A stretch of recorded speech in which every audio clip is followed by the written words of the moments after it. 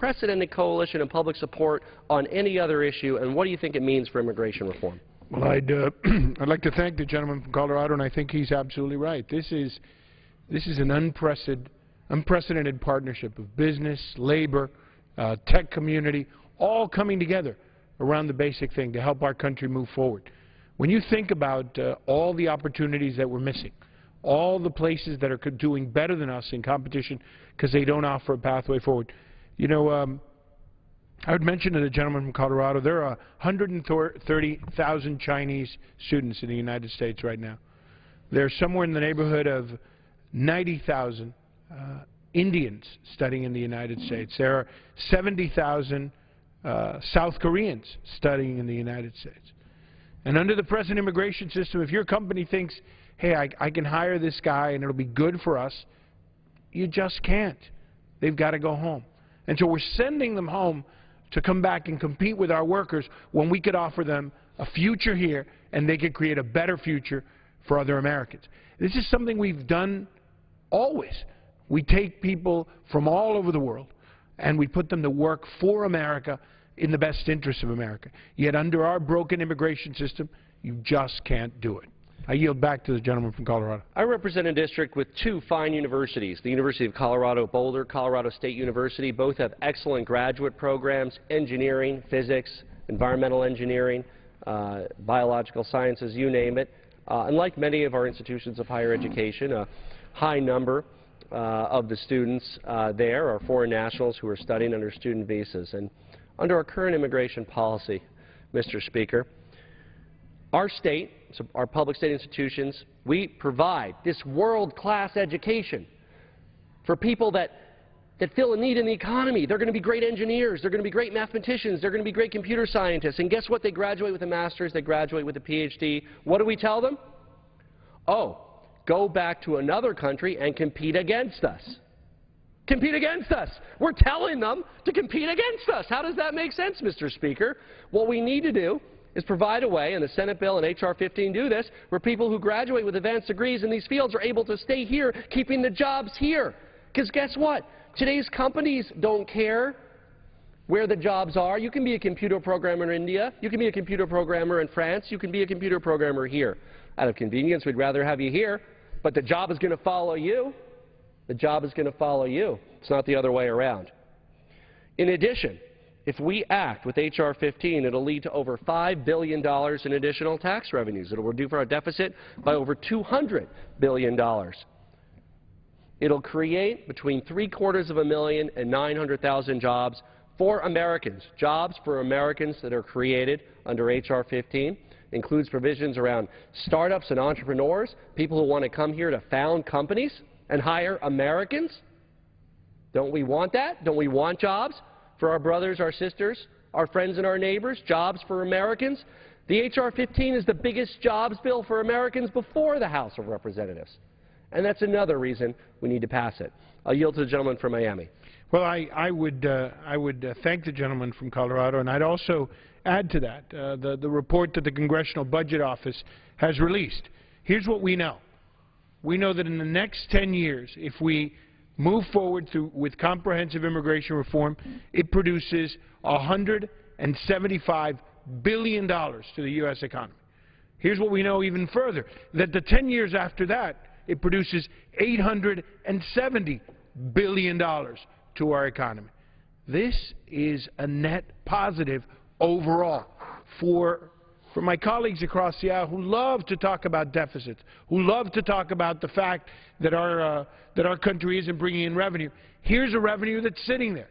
People that are working, people that are ready to contribute to the American economy, and they're there. And we know that if we bring them out from the shadows, give them a pathway forward, they make our nation richer, they make our country better. I'll yield back to the gentleman from Colorado. So we can improve our security, we can restore the rule of law, we can create jobs for Americans, we can reduce our deficit, all in one bill? What's not to like?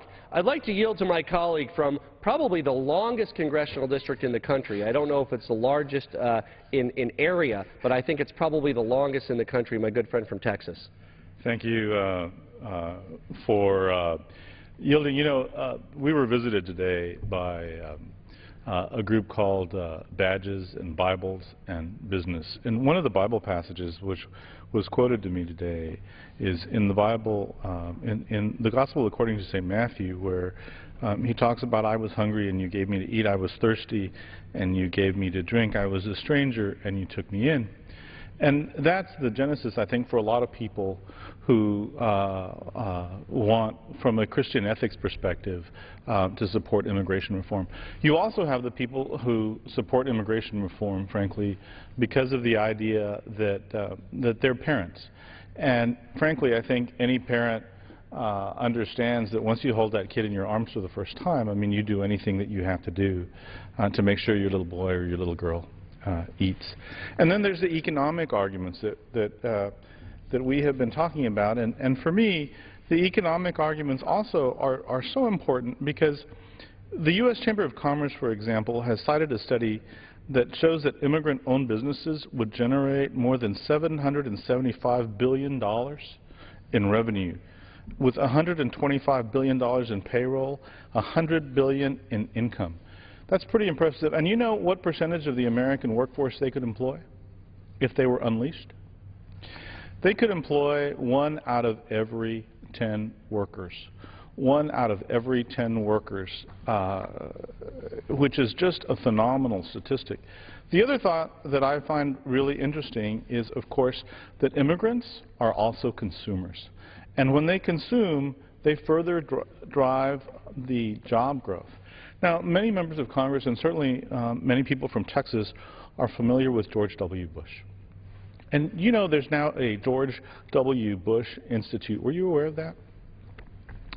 If the George W. Bush Institute, they've frankly been a very strong proponent of immigration reform, and they've produced a 65-page document that's titled Growth and Immigration, which states that immigrants serve as catalysts for growth. In fact, the report from the George Bush Institute says that communicating the positive economic contributions of immigrants is the first step to helping Americans recognize the hidden advantages of immigration. The Institute is confident that bipartisan solutions exist, and when properly informed, Americans agree more on this topic than they realize. That's pretty impressive coming from the George W. Bush Institute. And further, the Congressional Budget Office shows that immigration reform wouldn't negatively impact U.S. workers and would reduce the federal budget deficits by $175 billion. So I think it's important that we get the facts out and that we make a difference, because comprehensive immigration reform is so important to everybody from across the board. And I've never seen so many groups unified to pass comprehensive immigration reform. I thank the gentleman from Texas for his words. 123 days, that's 123 days too long. Let's pass immigration reform now. I yield back the balance of my time. Under the Speaker's announced policy of January 3, 2013, the Chair recognizes the gentleman from Arizona, Mr. Franks, for 30 minutes.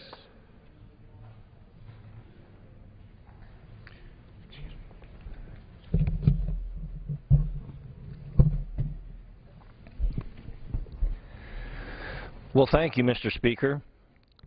Mr. Speaker, in 2012, the Supreme Court narrowly and specifically upheld the individual mandate at the heart of Obamacare under Congress's general taxing power.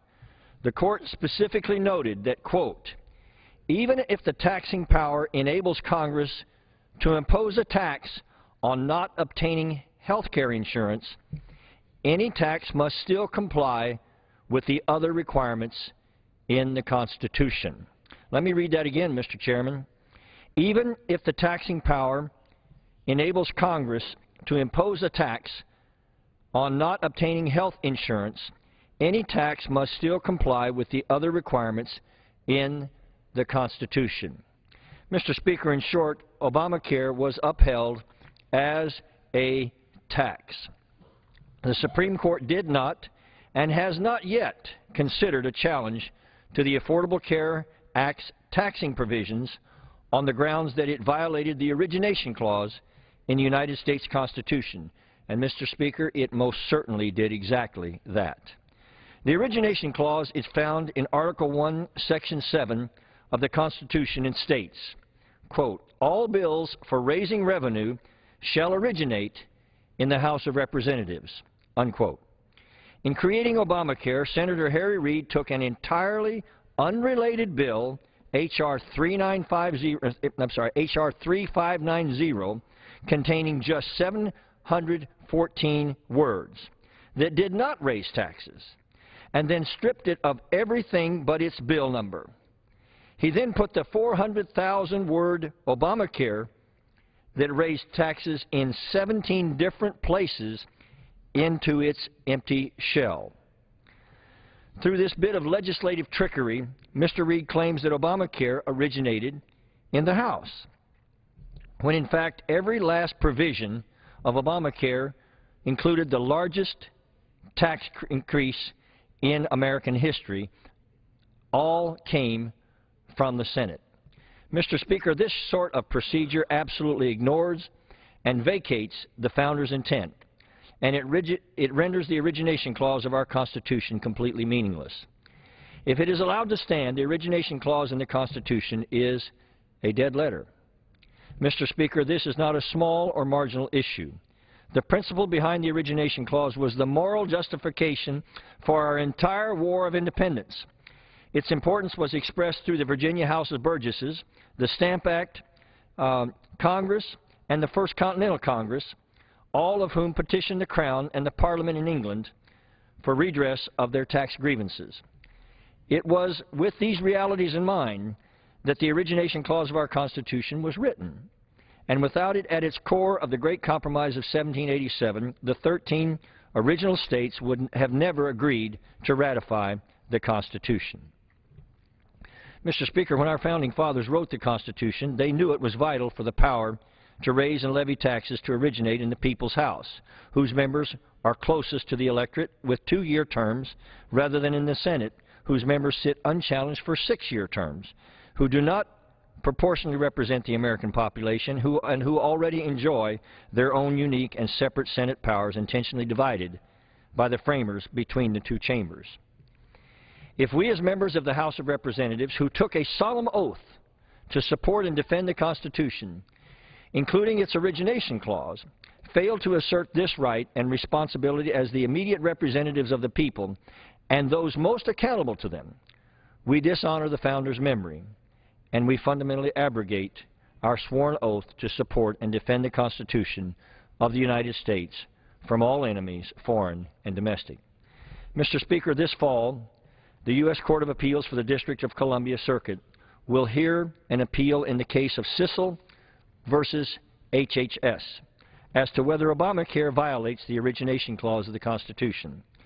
I would urge my colleagues to sign on to H.Res. 153 and join me in an amicus brief that I will be filing with the Court along with the 31 other members of Congress.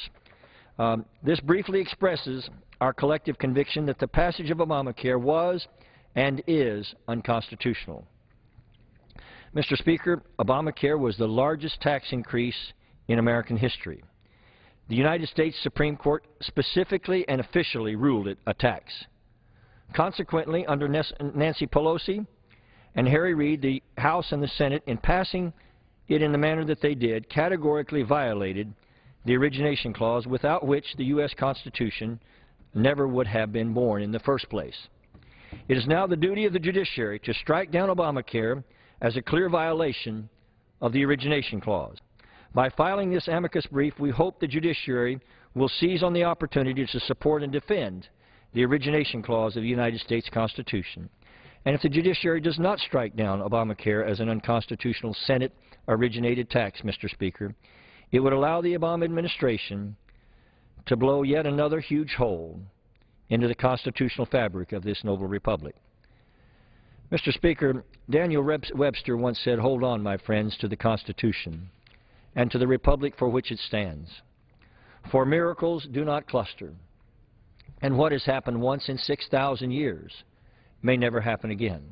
So hold on to the Constitution, for if the Constitution should fall, there will be anarchy throughout the world." Thank you, Mr. Speaker. And now, Mr. Speaker, I would like to move to another subject. Mr. Speaker, the greatest security threat in the world today is that of a nuclear-armed Iran. And now Iran is once again the news of the moment, as talks between the United States and Iran have begun. American leaders given the charge to protect America's national security must not be charmed by wolves in sheep's clothing. When innocent Syrian civilians were mercilessly attacked by chemical weapons, the Obama administration was caught on its heels in a foreign policy quandary.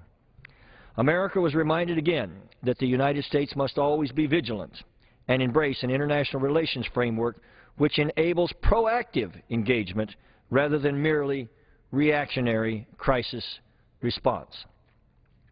Mr. Speaker, I desperately hope that these discussions will proceed in the context of the grave reality the human family will face if nuclear weapons fall into the hands of jihadists in Iran. To use the slightly altered words of our Secretary of State, Mr. Speaker, quote, "In a world of terrorists and extremists, we ignore these risks at our peril. We simply cannot afford to have nuclear weapons become the IED or car bomb of tomorrow. Neither our country nor our conscience can bear the costs of inaction." Mr. Speaker, the U.S.-Iran Nuclear Negotiations Act is, quote, "an action that will reinforce the prohibition against nuclear weapons development." We're talking about actions that will degrade Iran's capacity to use these weapons and ensure that they do not proliferate. With this authorization, the President will simply have the power to make sure the United States of America means what we say, unquote. Now, Mr. Speaker, actually, the words I've just quoted were really just the essential words of Secretary Kerry's recent justification for wanting to attack Bashar al-Assad's regime in Syria. However, I changed the quote a little bit, Mr. Speaker. Whenever he said Syria, I inserted Iran. And whenever he said chemical weapons, I inserted nuclear weapons, Mr. Speaker. And if this line of the reasoning of the administration if they choose to stand behind this, then we simply cannot refute the parallel argument related to a nuclear Iran, which poses an exponentially greater threat in terms of our security to the United States of America. Secretary Kerry asserted that Mr. Obama, quote, "means what he says." But, Mr. Speaker, if the world truly believed that this president means what he says, the chemical weapons crisis in Syria would never have occurred in the first place. Secretary Kerry said of the Syrian crisis that North Korea and Iran were closely watching our actions. However, Mr. Speaker, the converse is actually far more accurate. Syria has been closely watching Mr. Obama's inaction toward North Korea and Iran since he became president. And consequently, Assad felt he could use chemical weapons on innocent men, women, and children with impunity. Unfortunately, Mr. Speaker, the entire world now sees the U.S. under this president as all talk.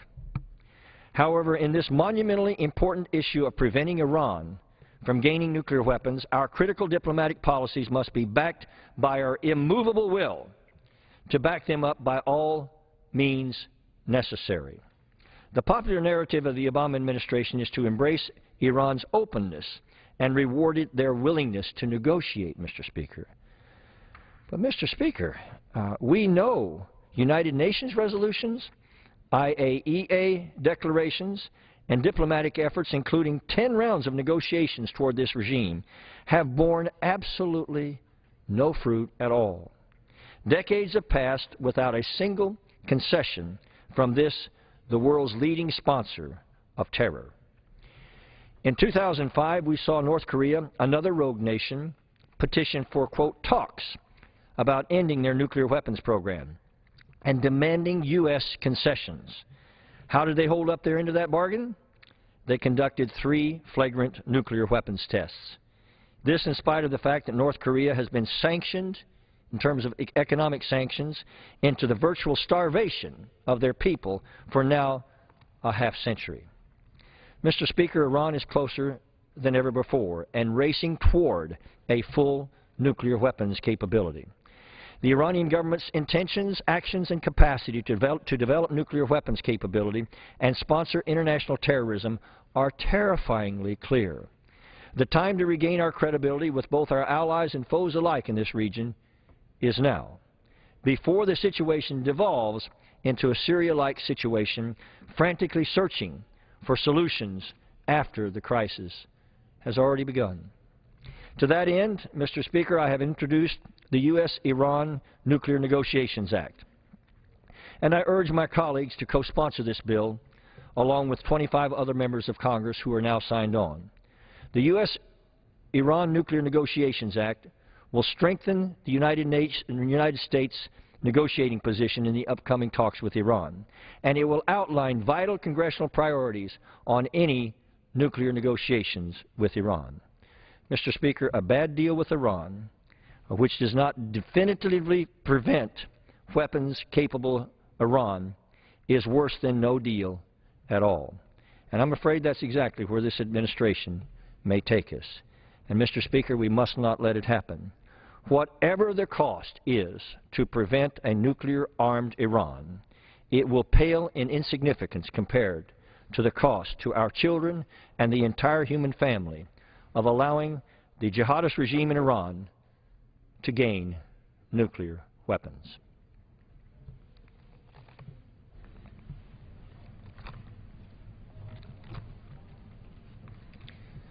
And now, Mr. Speaker, I have a thought I would like to repeat. Mr. Speaker, in 2012, the Supreme Court of the United States narrowly but specifically upheld the individual mandate at the heart of Obamacare under Congress's general taxing power. The Court noted specifically that, quote, even if the taxing power enables Congress to impose a tax on not obtaining health insurance, any tax must still comply with other requirements in the Constitution, unquote. Mr. Speaker, I'm going to read that one more time. Even if the taxing power enables Congress to impose a tax on not obtaining health insurance, any tax must still comply with other requirements in the Constitution, unquote. In short, Mr. Speaker, Obamacare was upheld as a tax. The Supreme Court did not and has not yet considered a challenge to the Affordable Care Act's taxing provisions on the grounds that it violated the origination clause in the United States Constitution. And, Mr. Speaker, it most certainly did exactly that. Mr. Speaker, the origination clause is found in Article 1, Section 7 of the Constitution, and it states, quote, all bills for raising revenue shall originate in the House of Representatives, unquote. In creating Obamacare, Senator Harry Reid took an entirely unrelated bill, H.R. 3590, containing just 714 words and that did not raise taxes, and then he stripped it of everything but its bill number. He then put the 400,000-word Obamacare that raised taxes in 17 different places into this empty shell bill. Through this bit of legislative trickery, Mr. Speaker, Mr. Reid claims that Obamacare originated in the House, when in fact every last provision of Obamacare, including the largest tax increase in American history, all came from the Senate. Mr. Speaker, this sort of procedure absolutely ignores and vacates the Founders' intent, and it renders the origination clause of our Constitution completely meaningless. If it is allowed to stand, the origination clause in the Constitution is a dead letter, Mr. Speaker. And this is not a small or marginal issue.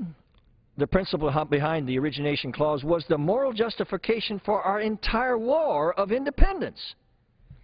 Its importance was expressed through the Virginia House of Burgesses, the Stamp Act Congress, and the First Continental Congress, all of whom petitioned the Crown and Parliament in England for redress of their tax grievances. It was with these realities in mind that the origination clause of our Constitution was written. And without it at the core of the Great Compromise of 1787, the 13 original states would never have agreed to ratify the Constitution of the United States. It is not a small issue, Mr. Speaker, and when our Founding Fathers wrote the Constitution, they knew it was vital for the power to raise and levy taxes to originate in the people's house, whose members are closest to the electorate with 2-year terms, rather than the Senate, whose members sit unchallenged for 6-year terms, and who do not proportionally represent the American population, and who already enjoy their own unique and separate Senate powers intentionally divided by the framers between the two chambers. If we as members of the House of Representatives who took a solemn oath to support and defend the Constitution, including its origination clause, fail to assert this right and this responsibility as immediate representatives of the people and those most accountable to them, Mr. Speaker, we dishonor the Founders' memory and we fundamentally abrogate our sworn oath to support and defend the Constitution of the United States from all enemies, foreign and domestic. Mr. Speaker, this fall, the U.S. Circuit Court of Appeals for the District of Columbia Circuit will hear an appeal in the case of Sissel v. HHS as to whether Obamacare violates the origination clause of the Constitution. I would urge my colleagues to sign on to HRES 153 and to join me in an amicus brief that I will be filing with the Court along with currently 31 other members of Congress. This brief expresses our collective conviction that the passage of Obamacare was and is unconstitutional. Mr. Speaker, Obamacare was the largest tax increase in the history of the United States of America. The United States Supreme Court specifically and officially ruled it a tax. Consequently, under Nancy Pelosi and Harry Reid, the House and the Senate, in passing it in the manner that they did, categorically violated the origination clause without which the U.S. Constitution never would have been born in the first place. Mr. Speaker, it is now the duty of the judiciary to strike down Obamacare as a clear violation of the origination clause. By filing this amicus brief, we hope the judiciary will seize on the opportunity to support and defend the origination clause of this, our United States Constitution. Now, Mr. Speaker, if the judiciary does not strike down Obamacare as an unconstitutional Senate-originated tax, it would, Mr. Speaker, allow the Obama administration to blow yet another huge hole in the constitutional fabric of this noble republic. Mr. Speaker, Daniel Webster said something that I think applies so profoundly here. He said, "Hold on, my friends, to the Constitution and to the republic for which it stands, for miracles do not cluster. And what has happened once in 6,000 years may never happen again. So hold on to the Constitution, for if the American Constitution should fall, there will be anarchy throughout the world." Mr. Speaker, we must defend this Constitution. We must, as the House of Representatives, do our part to uphold those privileges and responsibilities we have been given by the Constitution. And I hope we do it, sir. And I would thank you and yield back my time. Back. Under the Speaker's announced policy of January 3rd, 2013, the Chair recognizes the gentleman from Texas, Mr. Gohmert, for 30 minutes.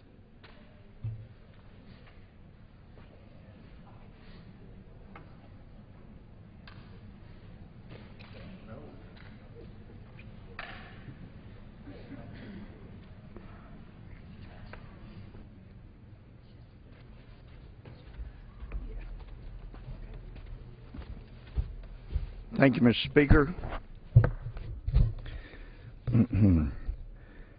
To follow on my dear friend Mr. Franks from Arizona's discussion about the so-called Affordable Care Act, I continue to hear from people who have lost their insurance, had insurance go up significant amounts. It is not affordable. Now, I did hear from one of my constituents tonight that about 30 out of 147 people at his place of business actually were helped by the Affordable Care Act. And that's great. 80% of Americans seem to have gotten no help or been greatly harmed by the Affordable Care Act. Their insurance has gone up dramatically. They didn't get to keep their insurance. They didn't get to keep their doctor. They didn't save $2,500. Most Americans have been harmed by Affordable Care Act. It's just very, very hard for me to call it the Affordable Care Act, but in this body, so often there have been bills which had for a title actually, just such as the Affordable Care Act, had a name that was exactly opposite of what the bill actually was going to accomplish. The cap and trade bill, as it was called, certainly didn't help trade, but it sure did cap a lot of commerce that could have taken place and would not have been able to if that bill had been passed. But there are just all kinds of bills I've noticed. Some people are pretty creative in the way they put a name on. There's no law that says the title to a bill has to be truthful, and sometimes that's how you can end up with a bill calling itself Affordable Care when a majority lose their insurance, don't get the care they need, or, for example, find out that in 3 to 5 years when they need a new pacemaker, the new law will not allow them to get it. Those are problems. And what I've also found more and more of are senior citizens who are now beginning to figure out that when the AARP endorsed Obamacare, I don't think it's disrespectful to the President to call the bill Obamacare, just as the President and others called the bill that Governor Romney signed in Massachusetts, Romneycare. I don't consider it disrespectful to former Governor Romney to call it Romneycare. I don't think it's disrespectful to call the Unaffordable Care Act Obamacare. So no disrespect to the President intended by referring to his signature bill. But people have been hurt. People have been moved from full-time employment to part-time employment. They like their insurance policy, but then they found out they didn't get to keep it. They've lost it. They found out their deductible shot up dramatically, and now they don't think they can afford the thousands of dollars that will be required before their insurance policy kicks in. We've seen news reports repeatedly about companies that had to drop spouses from coverage or families from coverage or drop coverage altogether. We found out that there may be as many as 80% of those who individually bought their insurance that will or have lost their insurance. And so when I see a number like projected 14 million Americans will lose their insurance, my understanding is that most of these projections about the millions that are losing their insurance are actually talking about millions of policies that are lost. So, for example, if it were my family when my children were growing up, then it would mean not just one policy was lost, but it would mean 5 people lost their insurance. So I think we'll continue to see millions and millions losing their insurance rather than getting to keep it, which is a broken promise.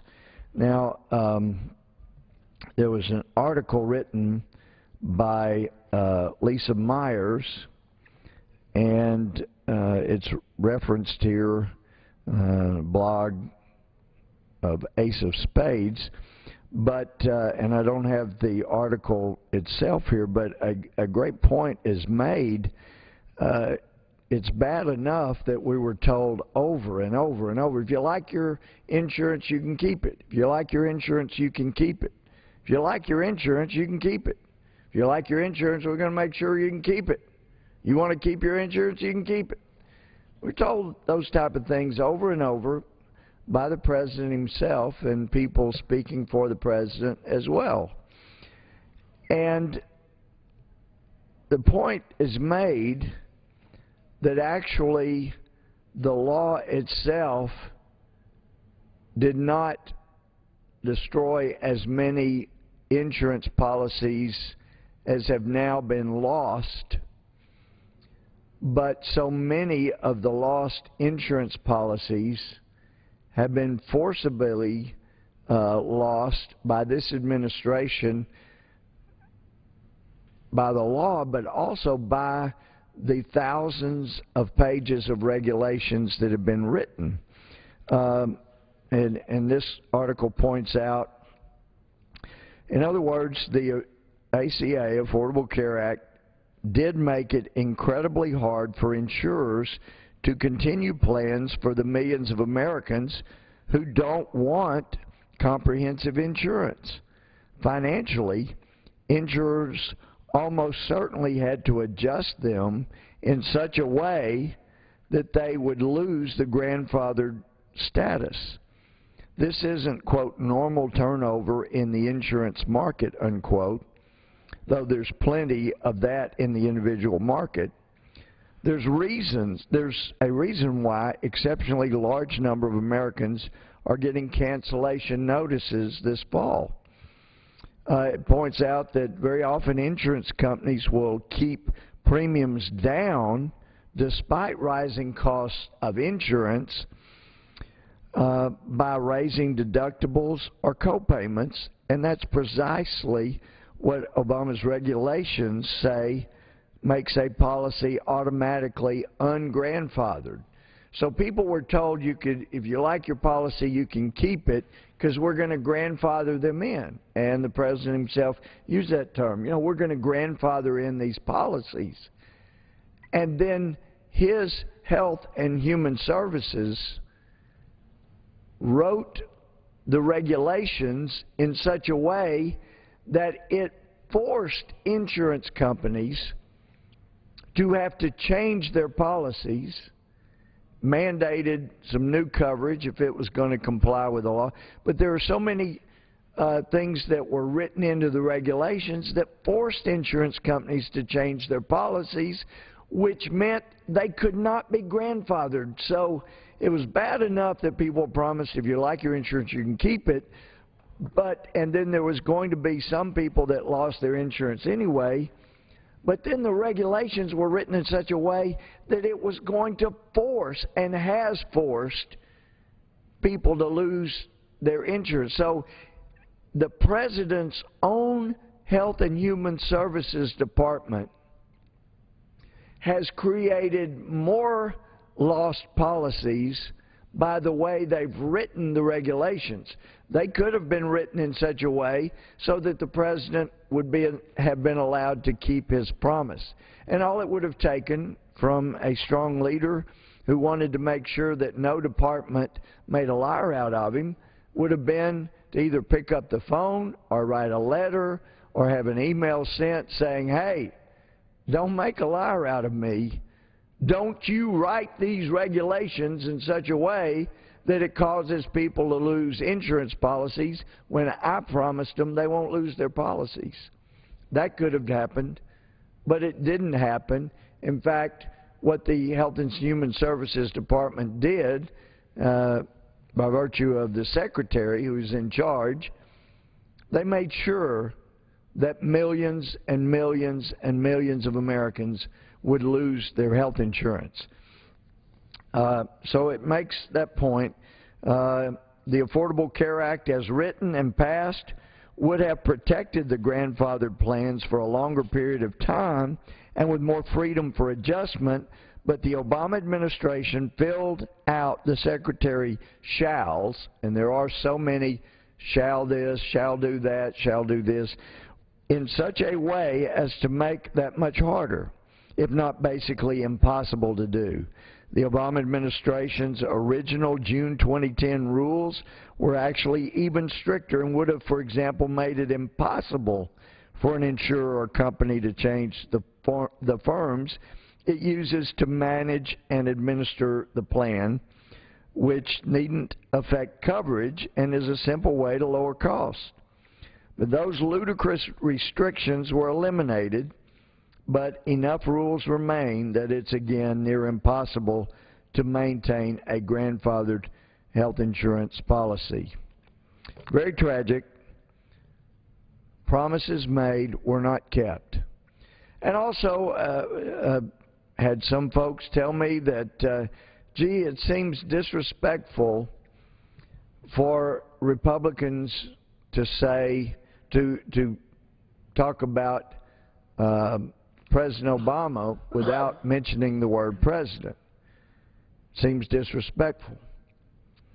And so, Mr. Speaker, I certainly don't mean any ill will. Anytime I have used the shorthand, and I've tried to use President Obama, but I also hope that my friends, probably every one of the Democrats in this body and probably all of the Republicans in this body that have referred to anything that happened in the Bush administration or used the shorthand rendition of under Bush without saying President Bush, that those people who want President Obama to always have president before Obama said, that they will go ahead and apologize for ever referring to Bush without president in front of that.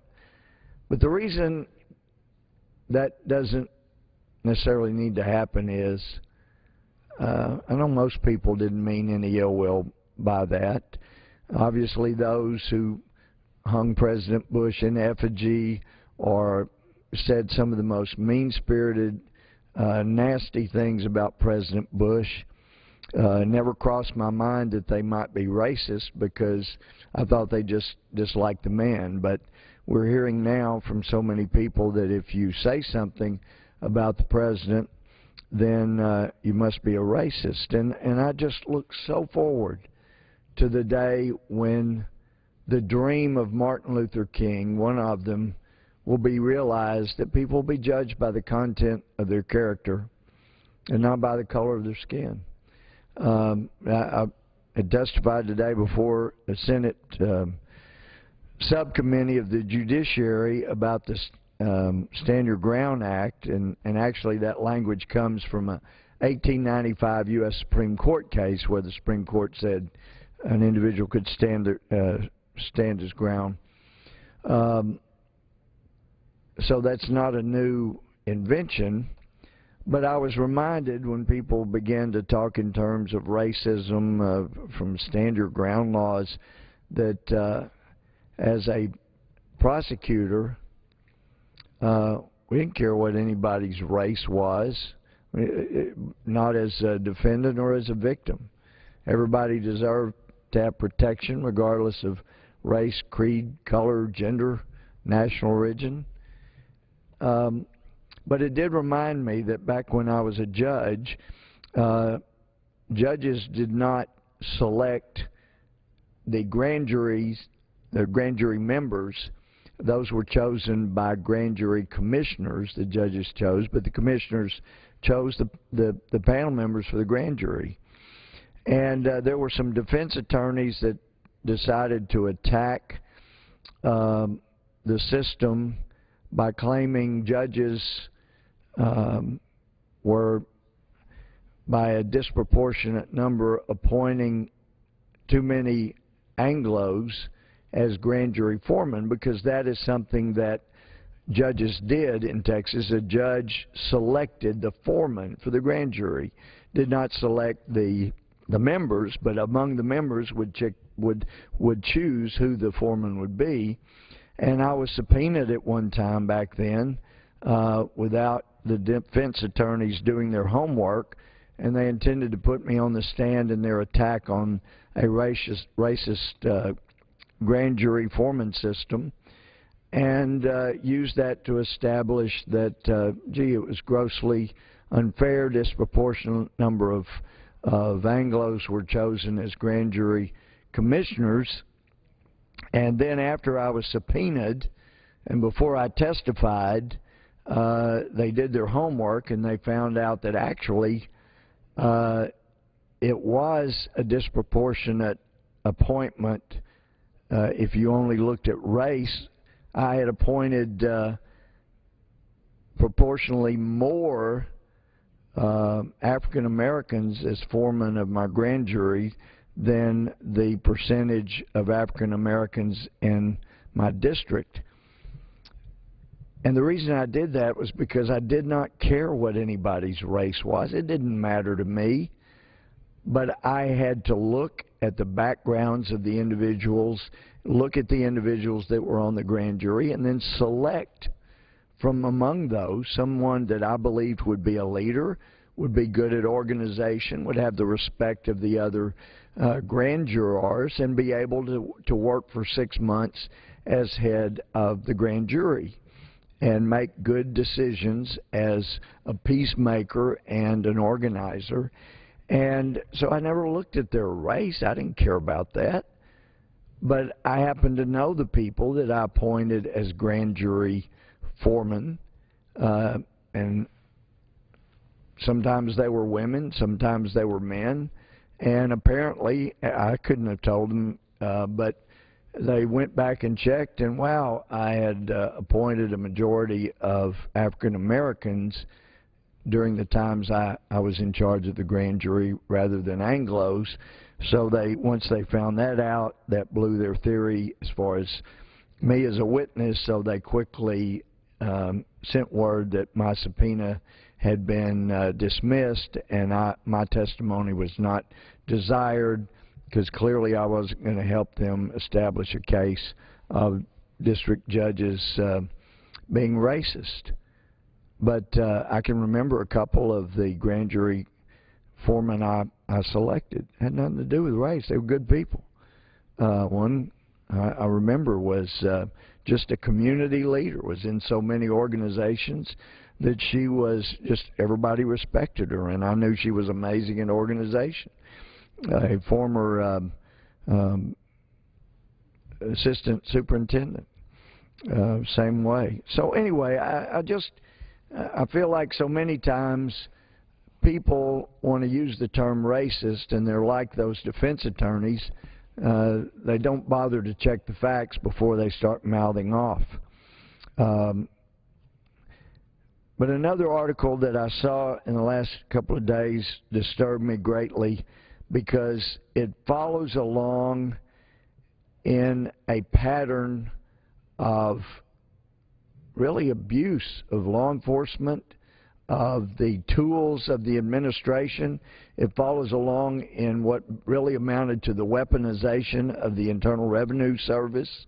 And we still need a special prosecutor to go through and indict anyone and bring them to trial, anyone in the IRS that abused their positions, anybody that has committed perjury.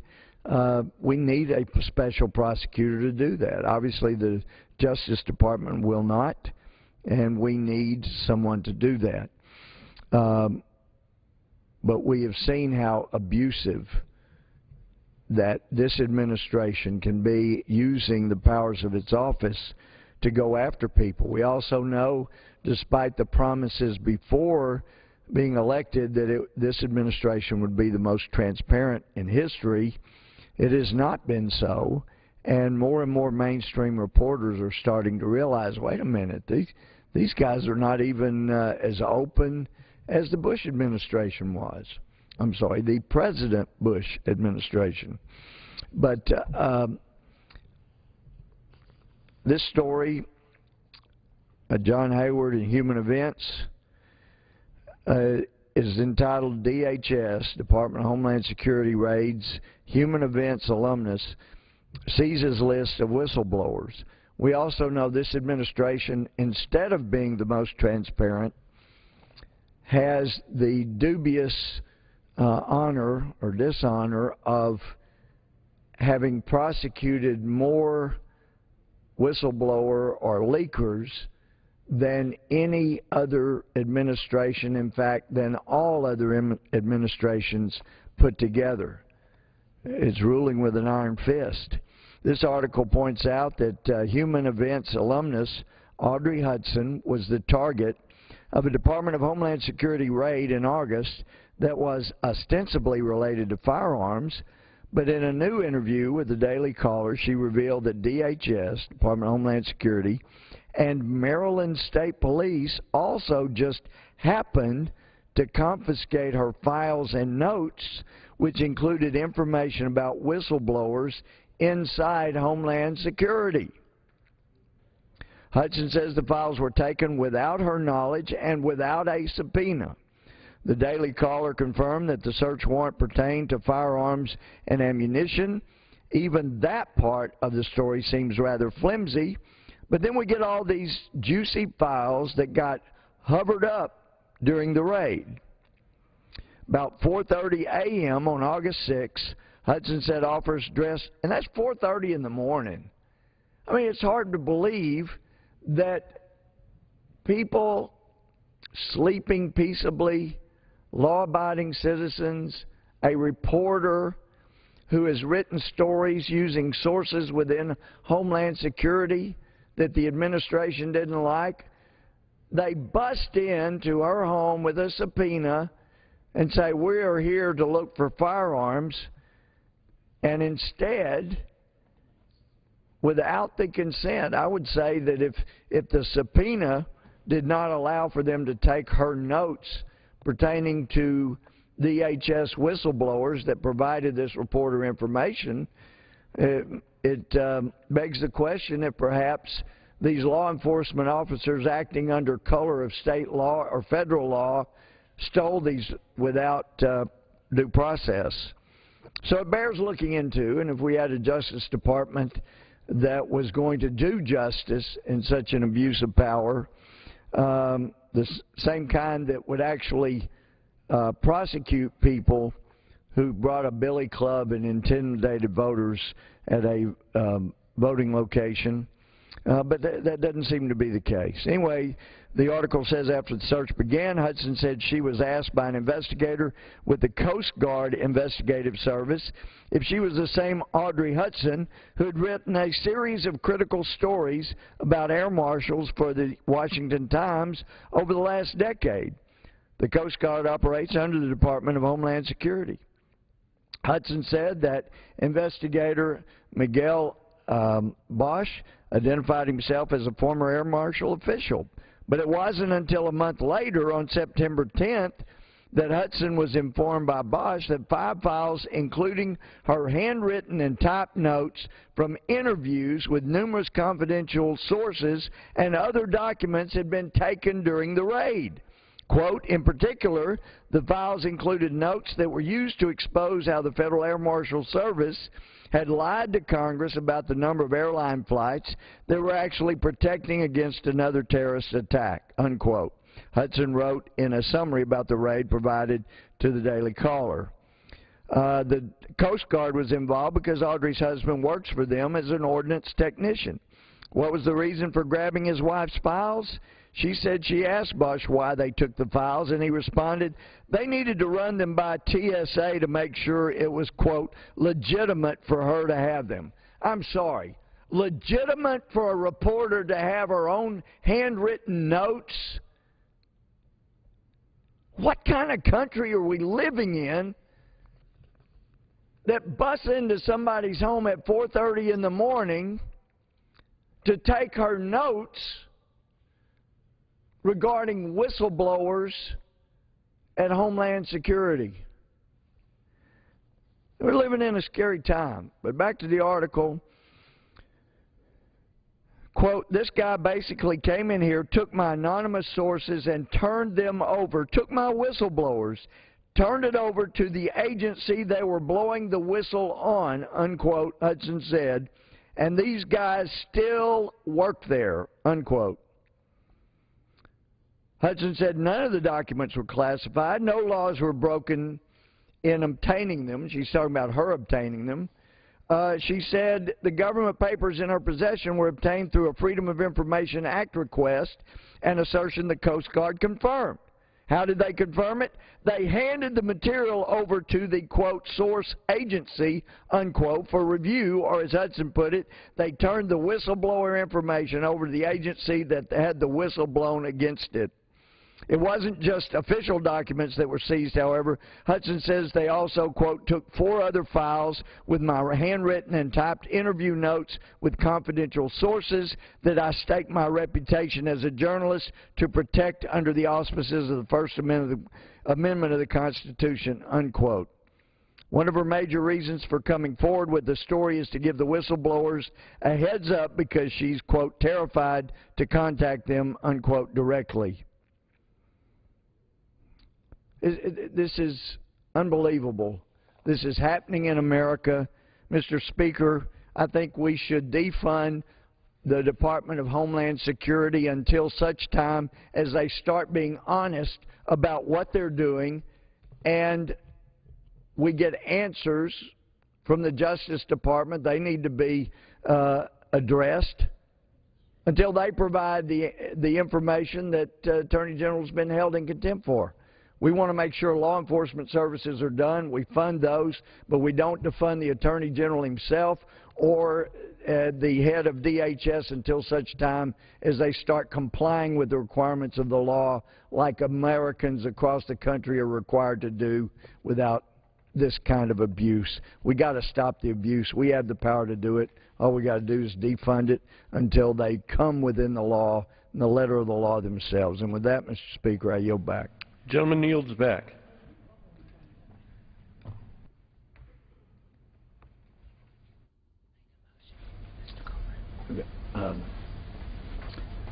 Rise to make a motion. At this time, I move that we do now hereby adjourn. Question is on the motion to adjourn. Those in favor say aye. Those opposed, no. The ayes have it. The motion is adopted. Accordingly, the House stands adjourned until 10 a.m. tomorrow for morning hour debate. The House today passed several bills dealing with federal land in the West, and one blocking new regulations on financial advisors who work on retirement planning. Also today, the House debated a resolution of disapproval on raising the debt ceiling. The House will vote on the resolution tomorrow, but the Senate today already voted to kill the resolution, meaning the debt ceiling increase will not be revoked. The House is back tomorrow at 10 a.m. Eastern for morning hour speeches, noon for legislative business. Follow the House live here on C-SPAN when they gavel back in.